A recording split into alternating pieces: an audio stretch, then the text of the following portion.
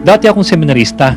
3 taon din ang binunuko sa seminaryo sa pagkakalang para sa akin ang pagpapare. Kagaya ng maraming Pilipino, marami akong mga paniniwalang kinalakihan na ang Santo Papa mas mataas sa mga pangulo, ang mga obispo mas mataas sa mga gobernador, at ang mga pare kahit kailan hindi nagkakamali, hindi nagkakasala. Mga kaso, Ed, na mga paring taga-probinsya, I will not mention kung anong probinsya, may mga nakausap ako na inamin nila sa akin, kung gusto nilang magloko, they come to Manila. Dahil dito hindi sila kilala. Vice versa rin. Yung mga taga-Maynila, kung gusto magloko, pupunta sa ibang lugar. Pero that is terrible, anonymity. Bakit? Meron palang panahon sa buhay ng pare na hindi siya pare.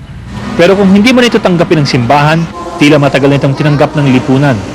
Sa 3 siglo ng Katolisismo sa Pilipinas, nabakat na ang imahe ng mga praileng naglalaro sa apoy. Tapos ngayon, tinatanong nga ng mga tao, ano ba mas marami? Yung paring bading o yung paring normal? Sabi ko, wala pang survey dyan at mahirap magsalita, no? Kasi paano mo kukunin ang kooperasyon ng lahat ng pare para aminin ng sexual preference and gender? Mahigit 20 taon ng pare si Father Robert Reyes. Anya, hindi may tatangging malaki ang problema ng simbahan sa isyong ito. May mga paring nasa bingid na ng krisis babagsak na. Paano namin sila tutulungan para hindi na maituloy, no? At yung mga nahulog na, paano mo rin sila dadamputin at tutulungan na bumalik?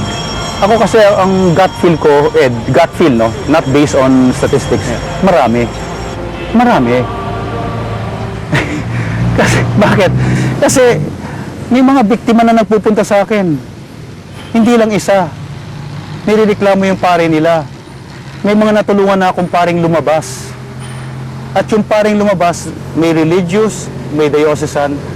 At yung religious kinikwento sa akin, doon sa kongregasyon nila, without mentioning names, marami sa kanila having difficulties. Marami na rin biktima ang lumapit kay Dr. Michael Tan, isang anthropologist sa UP. Parang Diyos yan eh. Halos, I mean, hindi mo makita ang Diyos, ang pari ang nakita mo. No? So, malakas ang ano dito, I wouldn't say respect kundi takot. No? Lakas, kahit ang mayor, hindi niya kaya ang parish priest na ano eh. No? Ayon kay Dr. Tan, tanggap ng Pilipino ang kapangyarihan ng simbahan at tanggap rin ito ang mga kahinaan ng mga alagad nito.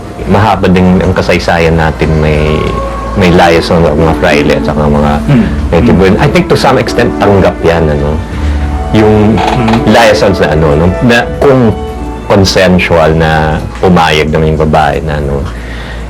Pero yung elementong napilitan, I think that's where eto na yung breakdown na ano, no, kung paano na, anong maging response natin. Na to some extent, I think may galit din na ano, and yet takot din ng mga tao sa ano. Diba ang dami nating jokes na ano about the priest in the family, na parang partly tongue-in-cheek pero partly din na medyo tanggap na may ambivalence. At hindi man harapang pinag-uusapan, pero tanggap na rin daw na may mga paring hindi malinaw ang kasarian. May mga studies na ginawa na rin, the latest of which is isang madre ang gumawa ng study.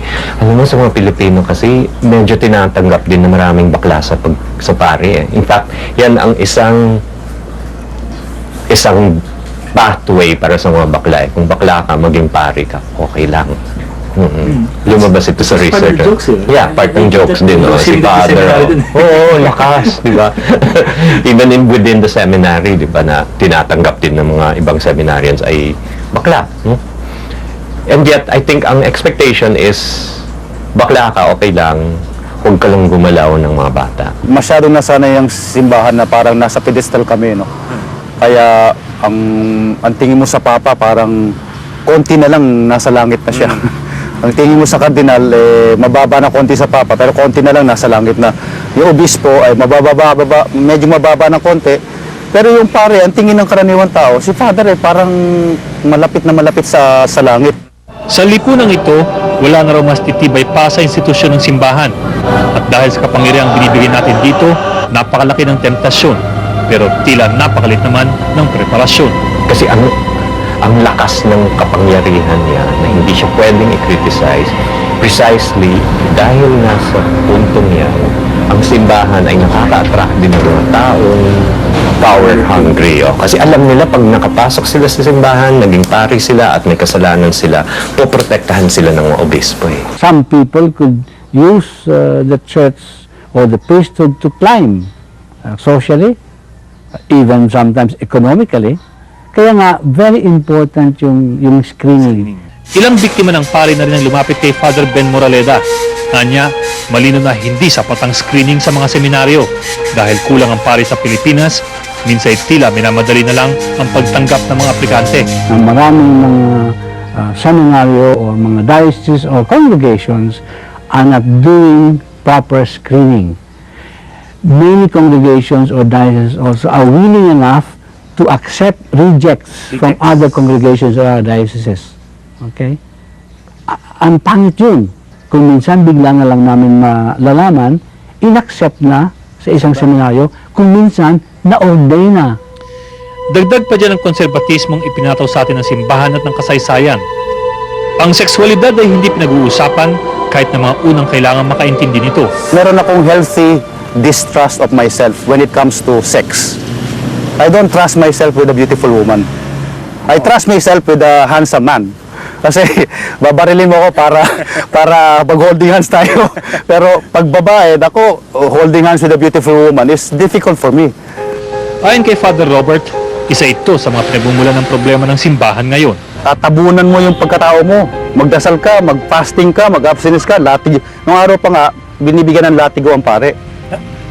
Yeah, the priests had whips so that when they're tempted, they go to their rooms and whip themselves. Hindi na ginagawa yan siguro. Of course not. 20 years na akong pare, by the grace of God. And of course, kailangan ko mag-cooperate. Pero pag nakakita ko na magandang babae, nung araw, pumipikit ako. Panginoon, bakit may maganda? Eh kaso, pagdilat ko, may maganda na naman. Panginoon, may maganda na naman. Eh, ano gagawin ko? Tipipikit na ako the whole day. Pero 20 years later, hindi na ako pumipikit, Ed. Ang ginagawa ko, sinasabi ko, Panginoon, mahirap talaga. At salamat sa mga magaganda sa paligid ko. At salamat sa lakas na ibinigay mo sa akin. At sa mga kaibigan na nasa paligid ko na sumusuporta sa akin. Kasi kung hindi, Panginoon, matagal na kayong merong apo. Malaking bagay ang mga papel na ginagampanan nating lahat. Dahil kung tutusin, ang mga sex offenses na ito ay nakaangkla pa rin sa isang napakalaking bagay. Ang kapangyarihan sa atin ng mga alagad ng simbahan, maging ito'y hiningi ng simbahan o pilit binibigay ng lipunan. As any crime, sexual crime, dito, yung tinatawag na blaming the victim syndrome happens. Ibiniblame yung babae. Ibiniblame yung bata. Okay? Kasi mga landi, kasi ano yun, the way they dress. Parang... Sinuduce yung pare. Oh, sinuduce yung pare. And it's not true. People think that priests are safe simply because inordinahan kami. Ordination does not erase our humanity. In fact, nangyayari pa nga, Ed, dahil wala kaming sex, dahil wala kaming partner, sometimes the sexual urge and the sexual, our sexual needs become even more intense. Pero, itinuro sa aming seminaryo, kailangan matuklasan namin yung paraan para yung sexual energies ay matransform namin into pastoral channel namin. Kasi ako, pumuputok yung energies ko. Siguro pa ito, takbo kayo ng takbo. That's one expression, yung takbo. Pero hindi lang, baka isipin ng mga tao, tumatakbo ko kasi malakas yung urges ko. No. Kunwari, example lamang po, isang pare sinabi sa'yo, gawin mo to, bagamat sa tingin mo yung mali. You have no obligation to follow. Or put it more positively, you have every right to disobey. Kasi basically, hindi naaalis ng pare ang konsyensya mo and your right to your conscience. And I'm speaking, whether it's a priest or even the Pope, pag konsyensya ang kalaban ng ino-order ng isang pare, you have every right to say no, to disobey.